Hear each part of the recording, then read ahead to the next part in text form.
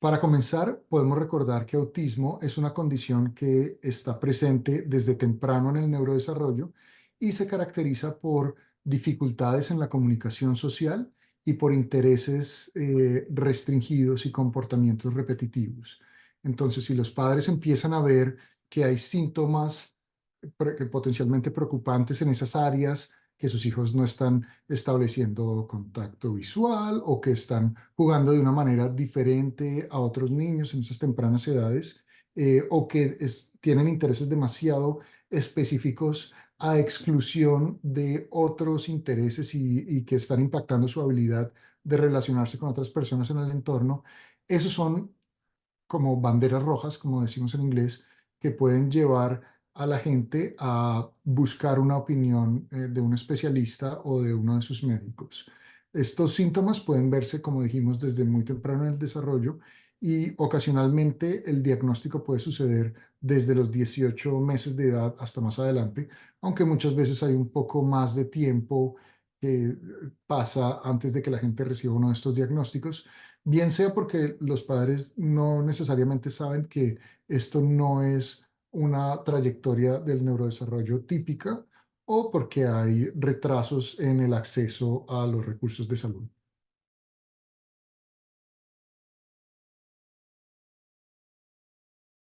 Es importante pensar y recordar que el autismo es una condición que está presente desde muy temprano en el neurodesarrollo y que muchas veces acompaña a las personas durante toda su vida. Y es algo que es concebido como una manera diferente de existir en el mundo. Entonces, de esta manera, no necesariamente es algo que deba ser superado, aunque como está planteada la pregunta, hay algunas personas que bien sea por cambios en la manera de su comportamiento o por intervención temprana, pueden experimentar una diferente presentación o una reducción de los síntomas que consideramos clásicamente dentro del espectro autista, que pueden de pronto empezar a tener una comunicación social un poco más efectiva o que pueden encontrar maneras de que sus intereses restringidos o muy específicos o estas conductas repetitivas tengan un menor impacto en su funcionamiento del día a día. Y esto podría llevar a que personas que fueron anteriormente diagnosticadas dentro del espectro autista puedan más adelante no necesariamente mantener este diagnóstico. Pero yo creo que lo importante que hay que recordar acá es que el foco no es salir de ese diagnóstico o superar el diagnóstico, sino más bien cómo lograr llegar al máximo potencial que cada uno de nosotros tiene, siendo el diagnóstico simplemente una herramienta adicional y no un fin en sí que tenga que ser superado.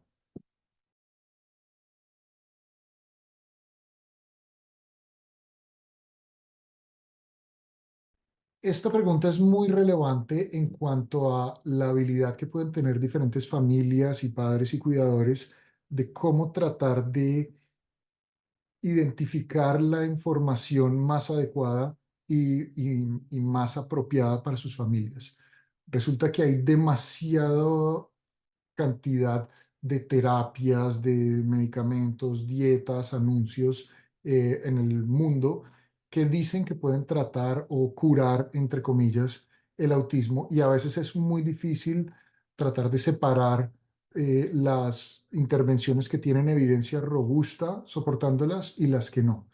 Entonces, de la manera como nosotros pensamos en estas intervenciones, no es si algo es alternativo o si es un medicamento o si es una dieta o una intervención comportamental, sino simplemente usamos dos categorías muy grandes. Las intervenciones que tienen un grupo robusto de evidencia que les da soporte y las que no.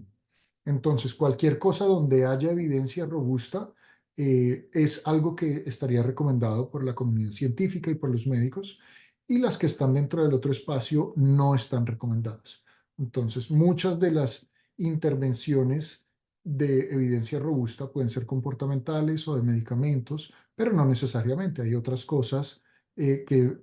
originalmente venían dentro del espacio de medicinas o intervenciones alternativas, pero nosotros no las pensamos así. Si simplemente hay evidencia robusta de que pueden ser beneficiosas, las aceptamos y si no la hay, no las aceptamos. Lo que es importante acá es recordar que lastimosamente hay demasiada desinformación en este espacio y que muchas veces las intenciones de las personas que están proponiendo unas de estas intervenciones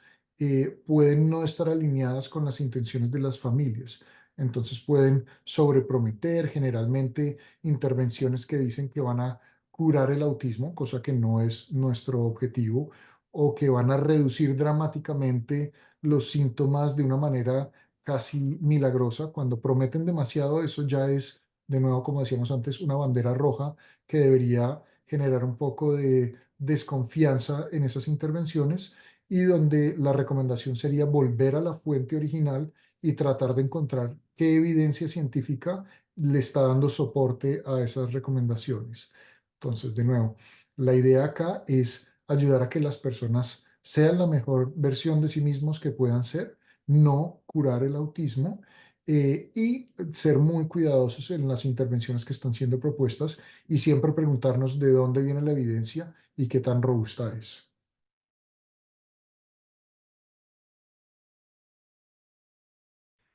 Un gran enfoque en el área de autismo en general en investigación en clínica ha sido en los niños, porque esa es la edad donde inicialmente empezamos a ver varios de estos síntomas,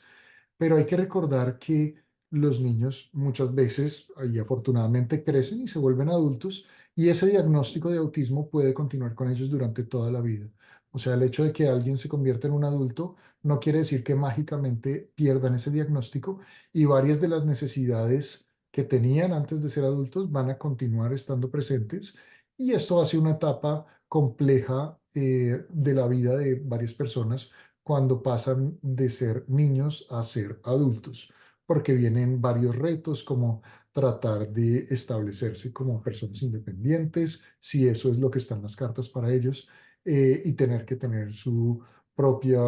hogar, eh, encontrar un empleo potencialmente, relacionarse de una manera más independiente en el entorno. Entonces, lo importante, de nuevo alineado con las respuestas que veíamos arriba, es cómo tratar de proporcionarle a la gente los soportes que pueden usar para hacer la mejor versión de ellos mismos durante toda su vida, cuando son niños y cuando son adultos. De nuevo, la otra cosa que vale la pena mencionar acá es que muy pocas veces vemos a personas en la clínica